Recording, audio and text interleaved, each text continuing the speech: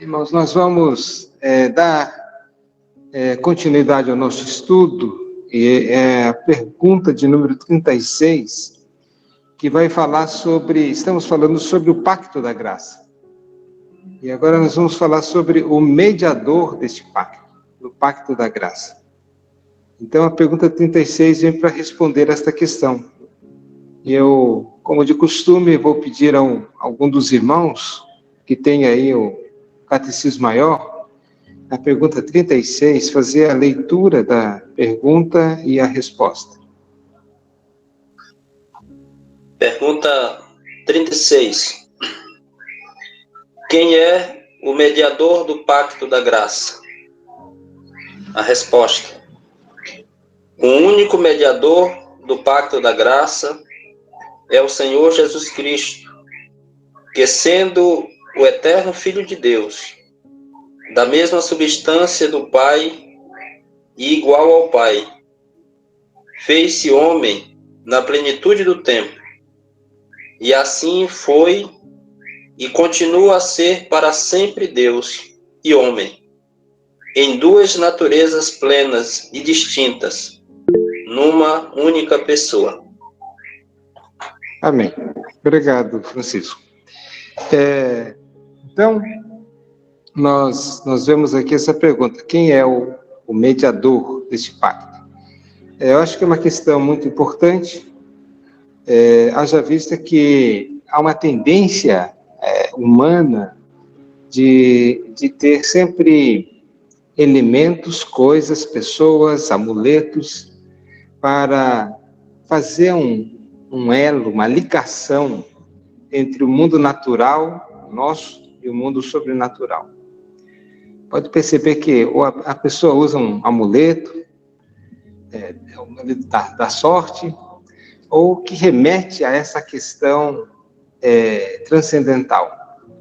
Ou pessoas mesmo, várias pessoas. Nós temos aí vários tipos de filmes que falam sobre coisas, pessoas que têm essa ligação. No cristianismo, nós também temos, mas, diferentemente de ser várias pessoas ou coisas e objetos que remetem, que nos ligam a essa realidade transcendental, temos uma única pessoa que por sua natureza, competente para ser esse mediador entre essas duas realidades. E em nenhuma outra religião nós vamos encontrar essa natureza dupla que faz essa ligação.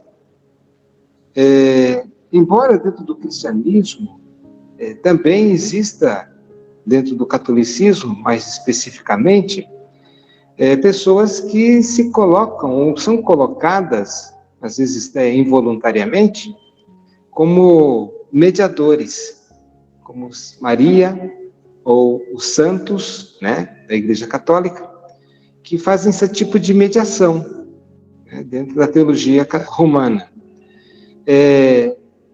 Mas dentro daquilo que a Bíblia nos ensina, da fé reformada, o texto nos diz aqui com muita clareza a resposta: único. Ou seja, não há um outro mediador que possa fazer essa ponte de mediação entre Deus e os homens, a não ser um. E que ele é qualificado para isso. Nenhuma outra pessoa é. Eu posso orar por uma outra pessoa, posso falar, mas fazer essa ligação, só Deus. É só Cristo Jesus. Também vemos nessa tendência humana de se apegar a algo ou alguém, líderes religiosos da atualidade ou da antiguidade, onde as pessoas se apegam, né, como aos santos. Parece que essa pessoa falou, está falado, né? Essa pessoa orou, né? Então a coisa vai acontecer. Ou coisas dessa natureza. Mas, dentro de uma perspectiva reformada, a exaltação somente a Cristo. Então, o único mediador do pacto da graça. Nós já lembramos, já falamos sobre o que era o pacto, esse acordo que Deus fez, não diretamente conosco, mas Ele fez, nos envolve, mas Ele fez diretamente com Cristo, onde Cristo, Ele cumpriu cabalmente a sua parte, e que Deus também, o Pai, nessa salvação trinitária, onde envolve Deus Pai, Deus Filho e Deus Espírito Santo, e cada um fazendo a sua parte, há de salvar todos aqueles que o Pai elegeu desde antes da fundação do mundo.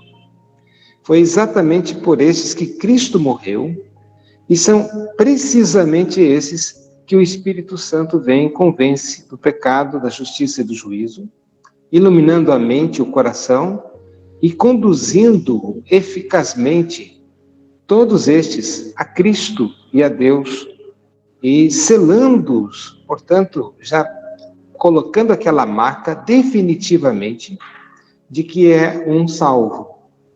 Incapazes esses, portanto, de perderem tal salvação, porque esta obra do pacto que foi feito não foi entre nós diretamente. Tipo, Deus falando conosco, seja assim, faça isso e você vai ser salvo. Porque nós somos incapazes de cumprir qualquer coisa que Deus pudesse, porventura, falar conosco ou colocar como sendo condicional a nossa salvação. Mas Ele faz isso com Cristo, né? E Cristo cumpriu todas as condições. Então, o único mediador, aquele que media duas partes, entre Deus e os homens, Cristo Jesus, que é o Senhor Jesus Cristo. E aqui também vai falar sobre a natureza e as características de Cristo que o habilita a ser esse único mediador. Primeiro, Ele é eterno Filho de Deus. Ele é eterno no sentido de ser Deus. Ele não tem início, não tem fim. A sua natureza é da mesma substância do Pai, igual ao Pai. Ou seja, não há diferença. Ele é Deus, é isso que significa. E que também, em determinado momento da história, se fez homem, habitou entre nós, e nós vimos a sua glória como do unigênito do Pai. E ele continua agora, lá no céu, nessa dupla natureza humana, continua ainda como um corpo lá no céu. Cristo ressuscitou, foi assunto aos céus e está à destra de Deus Pai Todo-Poderoso, de onde há de vir para julgar os vivos e os mortos, como nos diz o credo dos apóstolos. E como diz também as Escrituras. E que ele, ainda nessas duas naturezas plenas, ou seja, ele é 100% homem, não há uma mistura entre a humanidade e a divindade. É como que aquelas ideias pagãs, né, da mitologia grega, quando deuses coabitavam com mulheres e surgiam os semideuses, como Hércules, por exemplo. Ele não é nem categoria de divindade, não é um deus. Ele também não estava na categoria de homens, porque ele não era somente homem. Eles eram semideuses, tá? Na mitologia grega isso é muito comum, vemos isso. Agora, Jesus, ele não é um semideus, nem um semi-homem. Por isso nos diz que duas naturezas plenas, 100%. 100% homem e 100% Deus. E essas naturezas são distintas, né? Como disse, não se misturando. mas estão presentes numa única pessoa, que é Cristo Jesus encarnado, 100% Deus, 100% homem. Era necessário que fosse isso. Era necessário que o mediador tivesse essa dupla natureza, para que ele pudesse tanto comunicar-se aos homens, também, e representar os homens, como também estar diante de Deus, o Pai. Afinal de contas, qual das criaturas poderia argumentar com Deus? Qual das criaturas poderia estar na presença de Deus? Há uma referência nas Escrituras Sagradas de que os querubins que estão colocados lá na Arca da Aliança, eles têm duas asas, estão cobrindo o rosto, em referência à glória de Deus. Nem os anjos podem fazer. E, de um modo mais claro ainda, o profeta Isaías diz que ele vê anjos, e tem 6 asas, 2 cobrem os pés, 2 voam, e com 2 cobrem o rosto.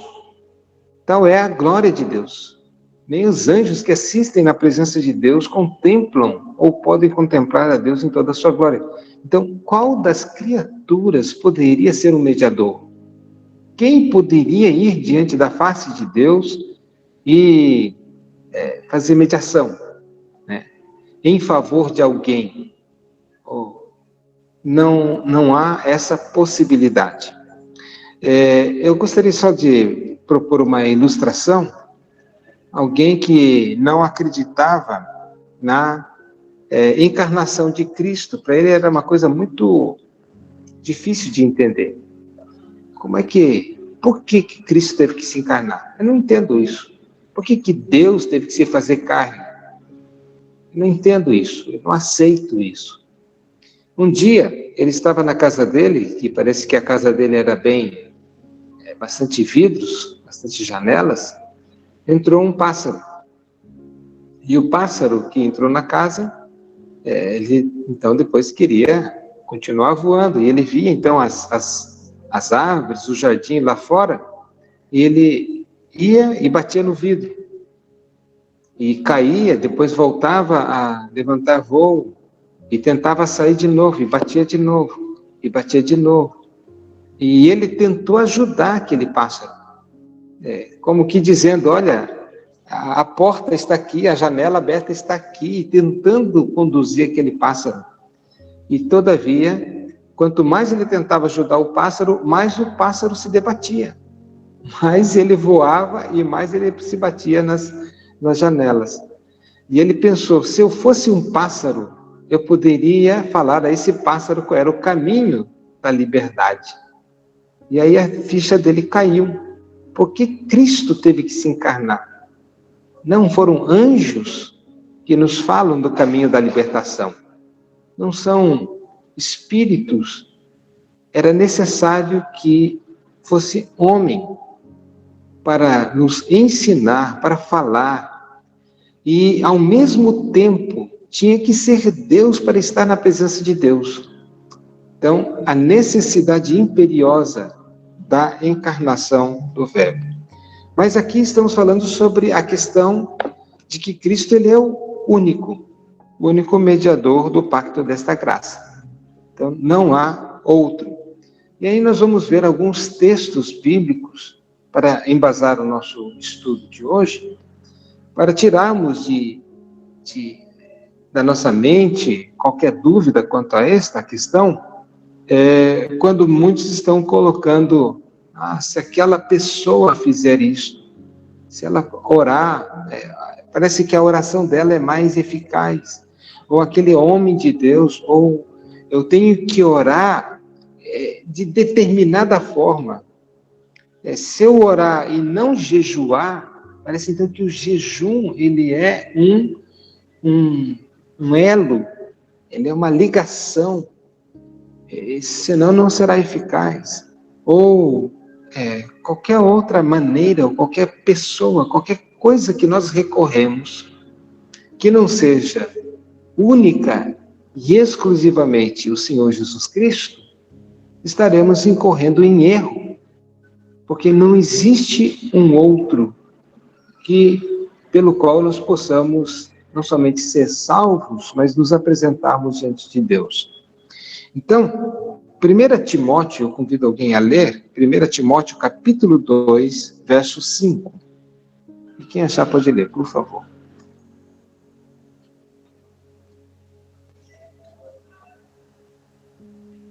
Primeiro Timóteo 2:5. Porquanto há um só Deus e um só mediador entre Deus e os homens, Cristo Jesus, homem. Já percebam, a Bíblia fala, o pastor Paulo, ensinando ao seu filho na fé, Timóteo, dizendo que é sobre a exclusividade de Cristo na obra da salvação e a exclusividade de Cristo na obra da mediação. Há um só Deus e um só mediador. Portanto, todos aqueles que recorrem aos santos, a Maria, e percebam, qualquer santo, não estou aqui falando contra os santos do passado, porque foram santos. Assim como nós somos santos hoje no presente. Santo é todo aquele que é salvo pela graça. Mas nenhum tem a capacidade de intermediar qualquer coisa. Só Cristo. Devemos recorrer somente a Cristo. Solos Christus, nos diz assim a expressão latina reformada da suficiência de Cristo. Portanto, um só mediador entre Deus e os homens, e esse é Cristo Jesus, homem. Porque está falando da perspectiva dos homens. Quem é o mediador que os homens podem buscar? O homem, Jesus, que é o Deus encarnado. Ele nós podemos, então, por meio dele, nos aproximar diante de Deus. Tá? Então, Cristo, o único mediador entre Deus e os homens. Convido também a ler João 1, verso 1. No princípio era o Verbo, e o Verbo estava com Deus, e o Verbo era Deus. Ok. Aqui o Evangelho de João, ele é altamente filosófico no sentido de que ele fala uma linguagem, né? Os gregos diziam lá que era o que eles procuravam. Qual era a coisa absoluta? Era a verdade, era o logos, era o verbo. E só que o verbo, para os gregos, era um pensamento. Era uma coisa não materializada. Na verdade, tudo que é material é decadente e frágil e pecaminoso em si mesmo. A ideia da carne, ela tem uma natureza pecaminosa, ou seja, a carne, o mal já está intrínseco na carne, ou em tudo que é material. Portanto, se há um sumo bem, ele tem que estar no campo das ideias. Lá, nesse campo, onde é inatingível, e porém não palpável, é que mora de fato, enfim, a perfeição, toda a sabedoria e tal.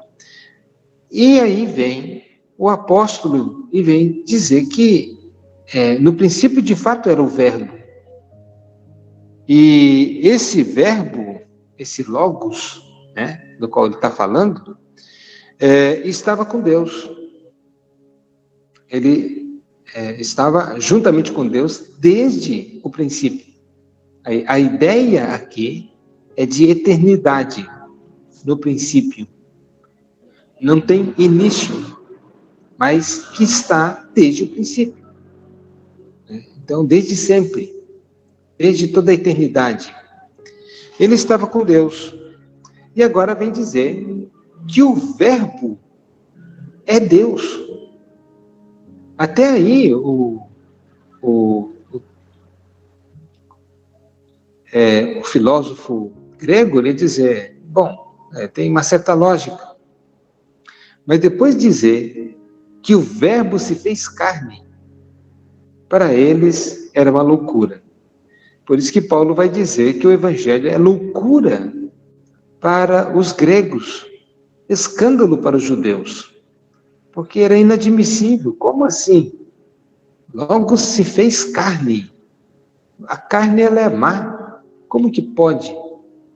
Então, a encarnação do Verbo já vem demonstrar que o problema não está, a natureza pecaminosa, não está na carne em si, do coração, como diz o Senhor Jesus Cristo, que procede de todas as coisas ruins. Mas, voltando aqui, a divindade de Cristo, demonstrada no Evangelho de João, demonstra que é eterna, é verdadeira e que, de fato, habitou e habitou entre nós. Então, ainda no verso 14 de João, capítulo 1, alguém pode ler?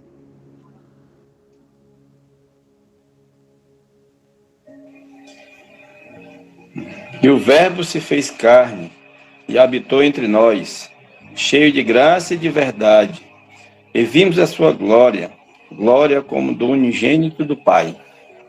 Uhum. Ok.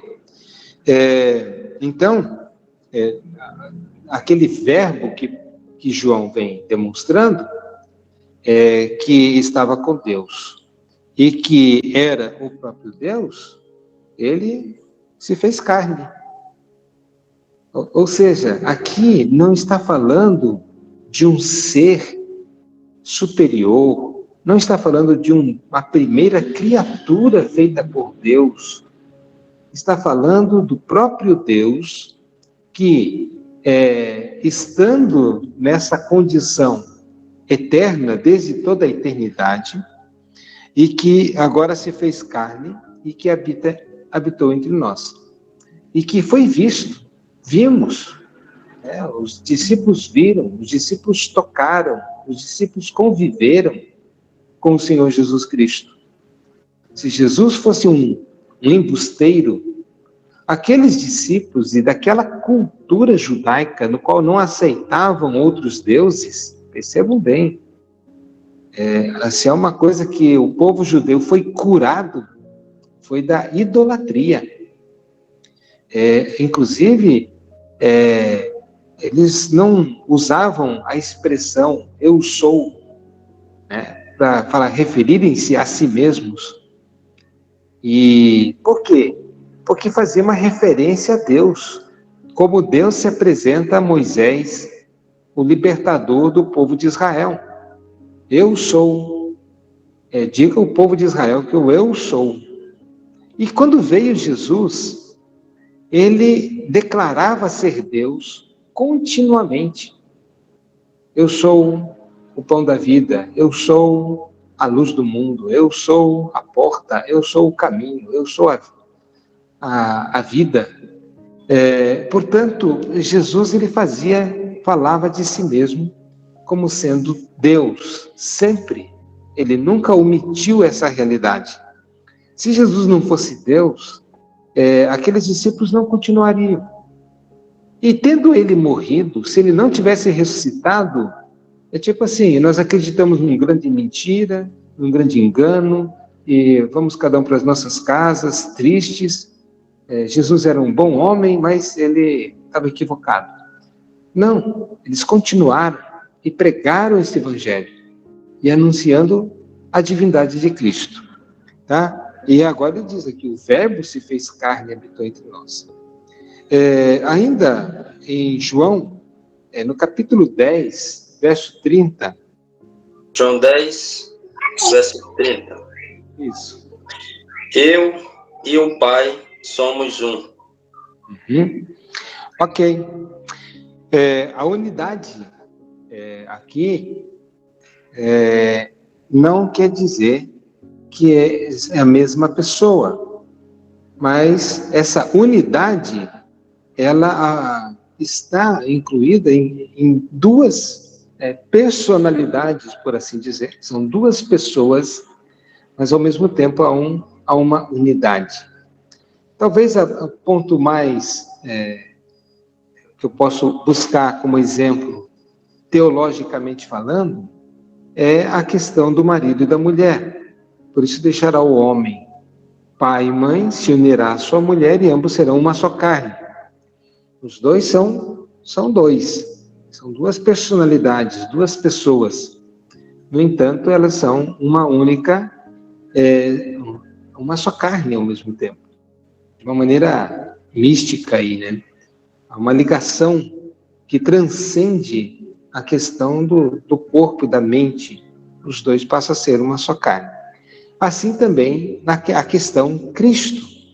Cristo, ele é Deus, um só com Deus, e ao mesmo tempo, e há um único Deus. Também não ensinamos aqui que são três deuses, mas que é um único Deus que se revela ou que subsiste em três pessoas distintas. O Pai é o Pai, o Filho é o Filho e o Espírito é o Espírito. Então são três pessoas distintas em uma única divindade. Então, Cristo, como Deus, é igual ao Pai. Ele não é um Deus menor, não é um Deus de uma glória menor, de um poder menor, ou alguma coisa desta natureza como sendo inferior. Como Deus é igual em todos os seus atributos, em tudo aquilo que faz de Deus ser Deus, não há distinção entre um e outro, a não ser por uma questão da própria divindade, atribuições diferentes. Por exemplo, o Pai, ele organiza a salvação. Cristo, ele vem e definitivamente salva. O Espírito Santo aplica a salvação no coração do pecador. Então, um está planejando, o outro executando e o outro aplicando. Mas não há diferença na sua natureza e substância, são iguais, mesma divindade. Filipenses, capítulo 2, verso 6. Filipenses 2, 6. Pois ele, subsistindo em forma de Deus, não julgou como usurpação ou ser igual a Deus. Ok. Cristo, em sua encarnação, 100% Deus. Nunca deixou de ser Deus. Tá? Nunca deixou a sua divindade. Não há essa possibilidade. No entanto, na sua encarnação, na sua trajetória aqui, mesmo subsistindo em forma de Deus, ele não usou as prerrogativas divinas, não julgou com usurpação ser igual a Deus. Nós vemos que no seu estado que nós conhecemos, desde o seu nascimento até a sua morte e morte de cruz, como estado de humilhação de Cristo. Esse é o estado de humilhação. Não é só a cruz o estado de humilhação de Cristo, mas desde a sua encarnação, quando ele nasce dependente de José, Maria, para a sua vida. Ele é Deus, mas ele depende. O salmista vai dizer que se fez por um tempo pouco menor que os anjos. Ele está limitado, Ele está ali num lugar único, seu corpo não está em dois lugares, Então, ele se faz, é o estado de humilhação de Cristo. Mas, no entanto, em nenhum momento ele deixa de ser Deus, tá? Ele não deixa a sua divindade. Ele é 100% Deus e homem. Gálatas, capítulo 4, verso 4. Vindo, porém, à plenitude do tempo, Deus enviou seu Filho, nascido de mulher, nascido sob a lei. Então, percebam, a plenitude do tempo. O que é essa plenitude do tempo? A plenitude do tempo é o tempo designado por Deus, o tempo perfeito. Percebam, não foi no século 21, não foi no século 20, onde já estava aí o boom da informação, da comunicação, das redes sociais, para facilitar o trabalho da proclamação do Evangelho, enfim, nada disso. Jesus, ele nasce numa pequena manjedoura, em Belém, uma cidadezinha pequena. Depois ele vai viver em Nazaré, uma outra cidade pequena, não era a capital, não era Jerusalém, não era aquela efervescência toda, era uma cidade pequena, mas era a plenitude dos tempos. Era o tempo em que havia um governo mundial. Perceba, Roma dominava o mundo e os gregos já haviam dominado o mundo intelectualmente. Eis a razão porque o governo administrativo, político, era de Roma, mas a dominância intelectual, filosófica, era grega. E plenitude dos tempos é aquele tempo adequado que Deus fez, né, estabeleceu para que Cristo viesse ao mundo. Então, aquele foi o tempo adequado, né, no tempo dos homens, era o tempo de Deus, para que mostre também que a vontade de Deus ela vai se cumprir, porque Deus quer, ele não é contingenciado pelas circunstâncias. Pode perceber como é que o cristianismo iria avançar e crescer tanto. Olha o início, olha as circunstâncias, como é que nós não planejaríamos dessa maneira? O homem não faz esse tipo de planejamento. Deus, porém, mostra, não, esse é o tempo adequado, é a plenitude do tempo.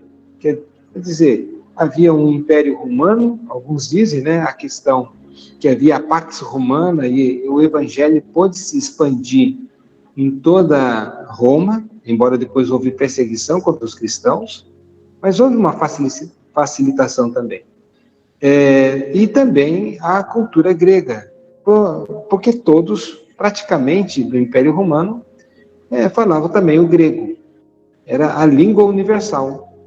Então, poderia se comunicar com qualquer um via grego. Geralmente o grego koiné, que era o grego comum. Não aquele grego erudito, mas aquele grego comum, onde também foi possível transmitir o Evangelho. Tanto é que as cartas do Novo Testamento foram escritas em grego, com exceção de Mateus, que foi escrito em aramaico. Né? Mas o grego era comum, era o tempo propício para dar esse início ao Evangelho. Pois bem, a plenitude do tempo, então, se refere ao tempo de Deus. Que podemos até conjecturar sobre essa questão do Império Romano, da questão dos gregos e coisas do gênero, mas e se não tivesse tudo isso? Não sei, mas a questão a plenitude do tempo tem a ver com o tempo de Deus, o tempo que Deus havia determinado. E Cristo, de fato, nasceu na plenitude do tempo. E agora, Lucas capítulo 1, verso 35. Lucas 1, 35. E respondendo o anjo, disse-lhe: Descerá sobre ti o Espírito Santo, e a virtude do Altíssimo te cobrirá com a sua sombra. Por isso também o santo, que em ti há de nascer, será chamado Filho de Deus. Ok, obrigado, Renato. Então, percebam,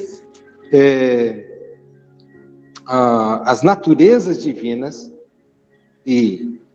as naturezas divina e humana de Cristo estão unidas em uma única pessoa divina, né? Em Cristo. O ente que há de nascer, né, como nos diz o texto, ele vai nascer, ele há de nascer será chamado Filho de Deus, tá?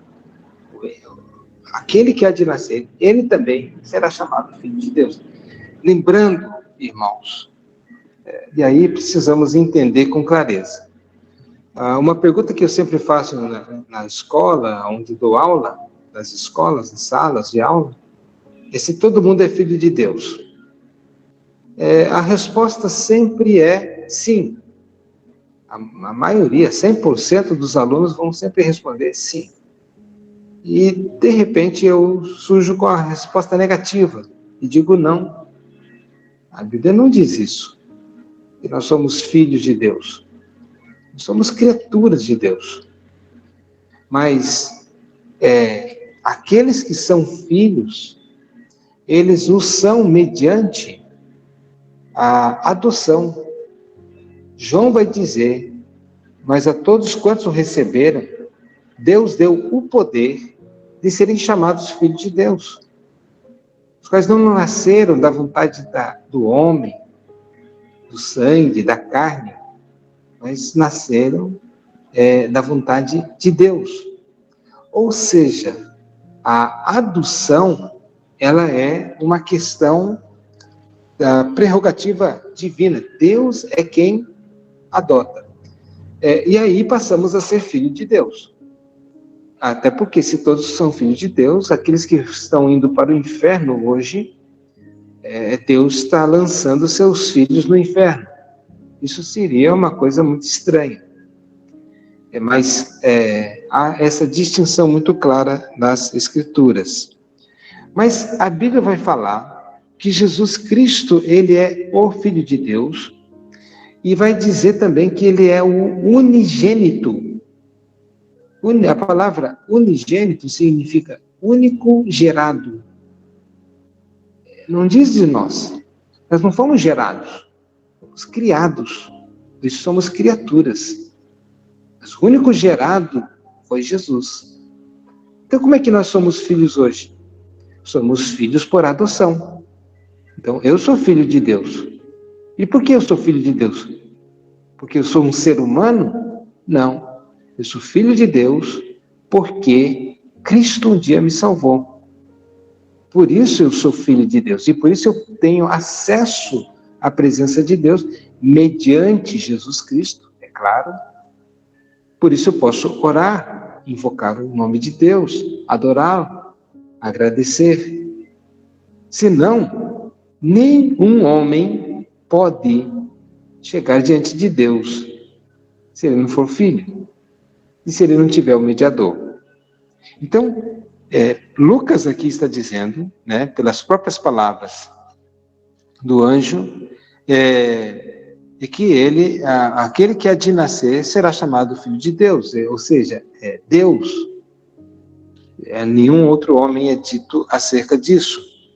E que também foi obra do Espírito Santo. Descerá sobre ti o Espírito Santo e o poder do Altíssimo te envolverá, te encobrirá. E assim, Maria se viu grávida por obra do Espírito Santo e Jesus nasceu. Então, o único gerado foi Cristo Jesus. Então, ele é distinto de todos os outros homens. E a diferença entre Cristo e nós é que Cristo é filho gerado, nós somos filhos adotados, os salvos, né? Romanos, capítulo 9, verso 5. Deles são os patriarcas, e a partir deles se traça a linhagem humana de Cristo. que é Deus acima de todos, benditos para sempre. Ok. Então, está se referindo aos judeus, deles são os patriarcas e também deles descende o Cristo, né, o enviado, o Mashiach, né? E segundo a carne. Ou seja, o enviado veio em carne. Esse é um ponto tão importante na teologia bíblica e reformada, que aquele que nega que Cristo veio em carne, ele é do anticristo. Ele é um falso profeta. Ele é qualquer coisa, menos cristão. Não há quem possa negar a divindade de Cristo e a encarnação de Cristo e ainda assim acharmos que está tudo bem. Há muitos que estão negando hoje, principalmente no neo-judaísmo cristão da atualidade, que dizem, não, Jesus Cristo, ele é o Mashiach, ele é o Messias, ele é o filho de Davi, da descendência de Davi, mas ele nasceu de José e Maria. Ele ele é um enviado de Deus, mas nada sobrenatural a ele. Então, já tenho visto pessoas ensinando nesse sentido. Devemos tomar muito cuidado. Aqueles que negam a divindade de Cristo, negam a encarnação do Verbo, a encarnação de Cristo, do Deus ali na pessoa de Cristo, esses tais são do espírito do anticristo, ensinos, né, como diz, de demônios. Colossenses 2:9. Eu não disse pegar você? Colossenses 2, verso 9. Porquanto nele habita corporalmente toda a plenitude da divindade. Nele habita corporalmente, no seu corpo, toda a plenitude. Não é meia, para dizer que Deus 100% habita em Cristo Jesus. A natureza de Deus 100%. Não é 50%, não é aquela mistura como era no ensino lá nas mitologias antigas, principalmente na mitologia grega. Os seres divinos, meio divinos, meio humanos, né? Não. Nele habita corporalmente, em seu corpo, toda a plenitude da divindade. Deus 100% em um corpo humano, 100% humano. Esse é um mistério, né? Um mistério do qual nós sempre vamos entender mais adiante, lá na glória. E, por fim, um outro texto que eu gostaria de convidar é Hebreus, capítulo 7, verso 24 e o verso 25. Mas este, porque permanece eternamente, tem um sacerdócio perpétuo. Portanto, pode-se também salvar perfeitamente os que por ele se chegar a Deus, vivendo sempre para interceder por eles. Ok, obrigado. Cristo continuará para sempre como Deus e homem, para que ele seja eternamente sumo sacerdote de um sacerdócio superior, intercedendo por homens. É necessário que ele seja também, agora nesta condição, 100% homem, 100% Deus, e há um corpo no céu, aquele que foi ressuscitado, transformado em glória e subiu aos céus, nós haveremos de ver lá na glória. Cristo, o representante da humanidade, o Salvador dos homens, ou mais especificamente, o Salvador dos eleitos, está lá em corpo. Quando ensinei recentemente sobre esta questão, irmão, há um bom tempo, né, na igreja, Eu nunca tinha pensado nisso, não sabia que Cristo estava lá em corpo no céu. Está. Então, esse texto também nos ajuda a entender esta verdade quando diz que ele continua para sempre. Tem o seu sacerdócio imutável, não pode mudar, não pode ser diferente. Aquele corpo não pode ser destruído, não pode ser simplesmente aniquilado. Agora, Cristo volta na sua condição 100% Deus e aquele corpo é destruído. Isso é uma incapacidade, é uma impossibilidade, né? Isso não pode acontecer. E vivendo sempre, né, para interceder por nós, interceder pelo seu povo. Então, Cristo está lá intercedendo no seu ofício sacerdotal permanente. Em todos os dias ele intercede por nós, continuamente ele intercede por nós. Tá?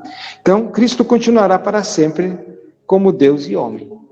Não há retorno desta condição.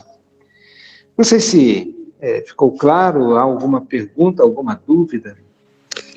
Pastor? Sim.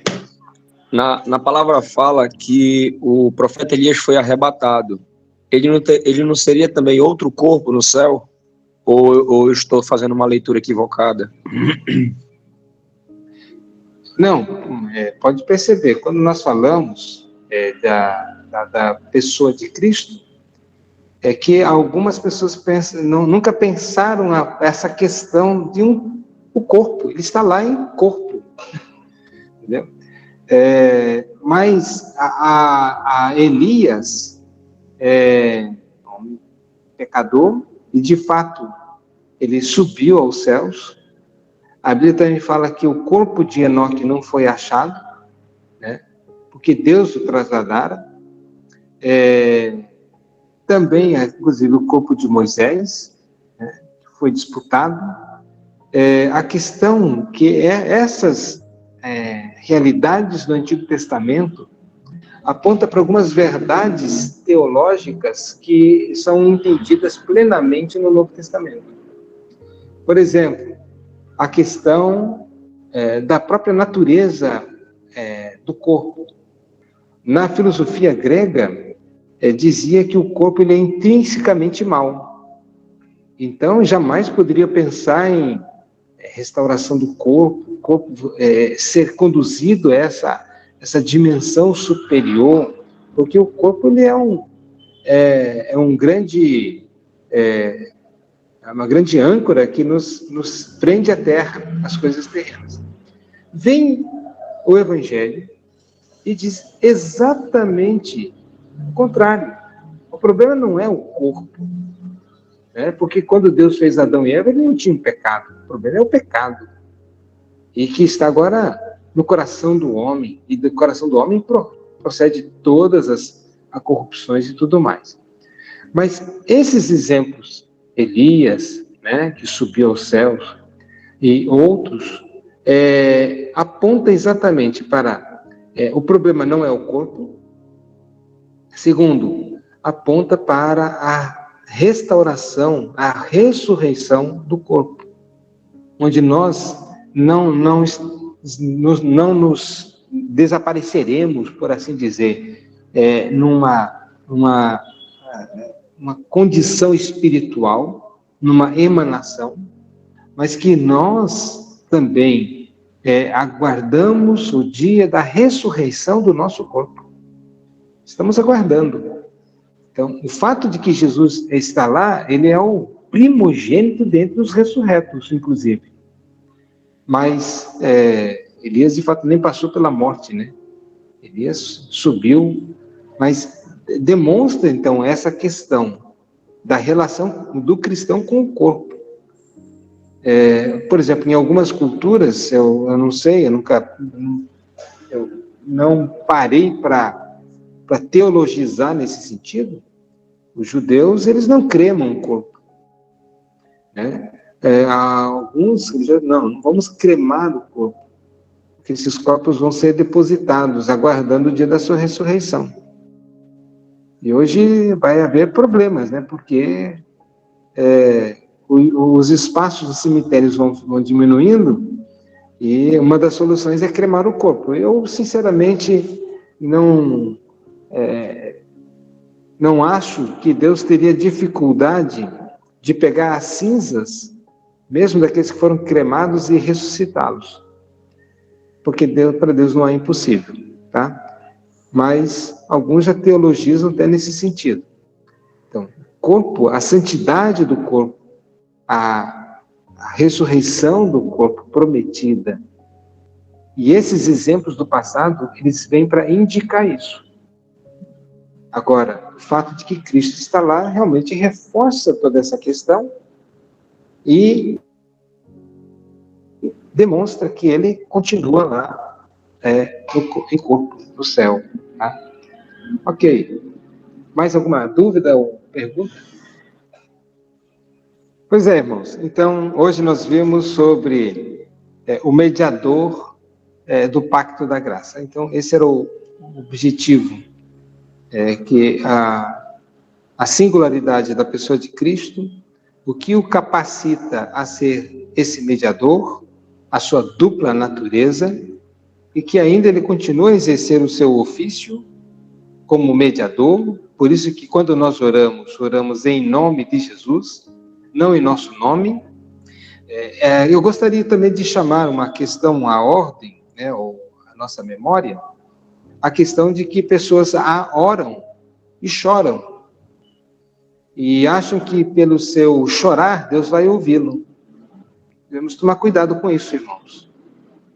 Eu fui, na minha adolescência, se eu não me arrepiasse, se eu não chorasse, a minha oração não chegou no céu. Então, eu tinha que ter algum tipo de sentimento ou sensação. Até que a Bíblia, Deus, pelo seu Espírito, abriu os olhos do meu entendimento, demonstrando que o justo vive pela fé e não pelos sentimentos. Eu oro e sei que Deus me ouve. Não porque eu chorei ou deixei de chorar, porque eu senti ou deixei de sentir, mas porque Cristo, ele é o meu mediador. E isso é um ponto importante. Tem pessoas que vão para a igreja e dizem, aquele culto foi uma bênção. Por quê? Eu senti. Ele sentiu, o culto foi uma bênção. E se ele não sentir? Mas se a palavra de Deus foi pregada com fidelidade, Cristo se revela na palavra. E às vezes nós estamos buscando igrejas, comunidades, que nos favoreça ter sentimentos, sensações de arrepio, ou coisas assim. Muito cuidado, porque este elemento acaba tomando o lugar de Cristo como único mediador. Porque é Cristo mais o arrepio, Cristo mais o choro, as lágrimas. Cuidado com isso. Cristo é único. Na medida em que você colocar qualquer outra coisa, acrescentar qualquer outra coisa, além a nossa fé, ela deve estar fundamentada na pessoa e obra de Cristo, e não em alguma coisa fora de Cristo. Se estiver nos depositando, podemos estar trocando aí o único mediador por mediador Cristo mais alguma coisa. Isso não é possível no nosso entendimento bíblico reformado. Tá? Então, deixa essa palavra aí com os irmãos. Que o Senhor Deus nos abençoe e nos conceda assim a sua graça. Vamos orar. Amém. Vamos orar ao Senhor, então.